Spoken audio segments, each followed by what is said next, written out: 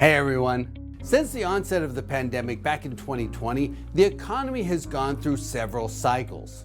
Most types of commercial real estate ebbed and flowed with the broader economy. In the relatively tight cycles, different property types saw space demand rise and fall very quickly. But elevated inflation, tighter financial markets, and risks of a recession have begun to take a toll. In this video, I'll highlight markets where each property type has a lower vacancy rate in the first quarter of this year than it did in the first quarter of 2020, prior to the pandemic. And I'll start with the property type hit hardest this cycle: office. As everyone's well aware at this point, the office market is still grappling with the residuals of the pandemic. New behavior patterns, including working from home and the hybrid work week, together with people relocating to the suburbs or to entirely different cities from where their job is located, have dramatically reduced the need for office space.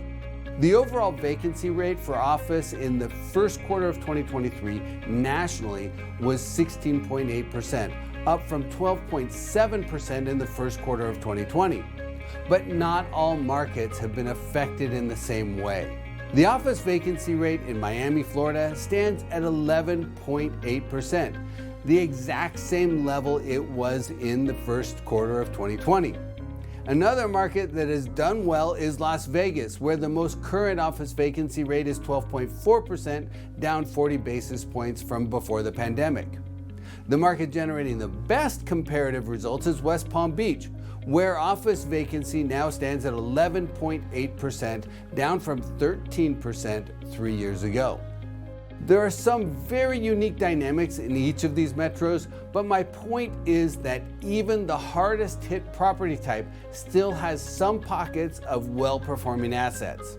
Now I'll focus on multi-tenant retail. As we went into the pandemic, many people believed that a new death warrant had been signed on the retail sector. But retail properties demonstrated tremendous resilience throughout the health crisis. Today, despite highly publicized store closings like Bed Bath & Beyond, retail is outperforming. The national vacancy rate for multi-tenant retail is 5.6%, down 10 basis points from where the sector was in the first quarter of 2020. There are 24 different major markets across the country where the retail vacancy rate today is below where it was in the first quarter of 2020. The apartment market has had its up and downs over the last 3 years. In the first quarter of 2022, the apartment vacancy rate hit a record low 2.5%. It has since rebounded, climbing to a national average of 5.2%.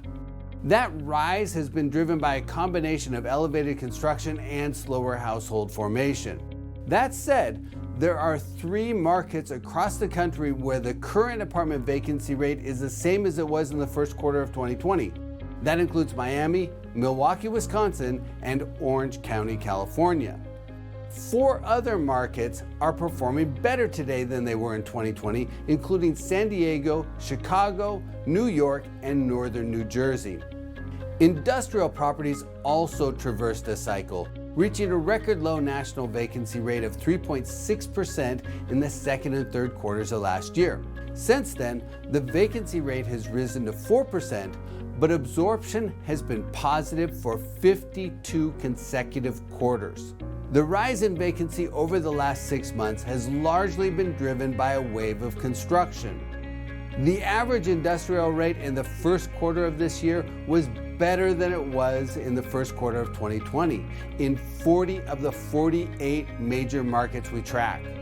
Self-storage has also performed well, with the national average vacancy rate down 80 basis points from 10.1% to 9.3%, and with 23 markets outperforming their pre-pandemic vacancy levels.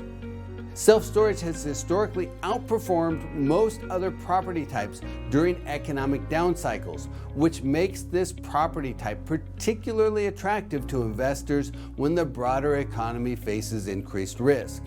On the flip side, hospitality properties tend to be more vulnerable to down cycles, but hotel demand has made a strong recovery from the health crisis.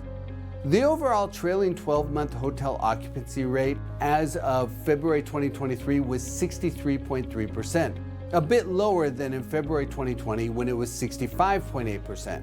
But I do want to point out that the average daily rate is almost 15% higher than it was in 2020. So while there has absolutely been some softening in many of the commercial real estate property types and markets, not everything is being affected the same way. That's why, despite the many headwinds the sector faces, there are many investment opportunities available for investors who are willing to dig a little deeper and who keep their eyes on the horizon.